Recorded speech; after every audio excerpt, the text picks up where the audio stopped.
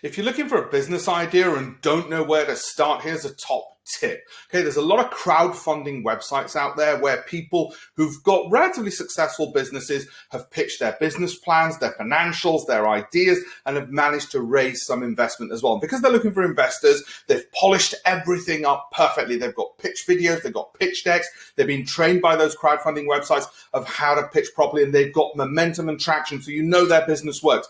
Have a look at those like Crowdcube. There's many others, okay? I'm not sponsored by Crowdcube. There's loads of others. Have a look at those sites, download the pitch decks, have a look at what they're doing. That'll first of all give you great ideas of what's working now. There's no reason why you can't even improve on their ideas and have an even better idea. But also it'll teach you the quality and level of pitch you need to do, the amount of momentum you need to have, whether it's customers who are buying or followers or whatever it is. And that will raise your own bar. Copy people who are already succeeding, in other words. That's where you find them. It's a great way of succeeding by spying on your future competitors and beating them. Good luck.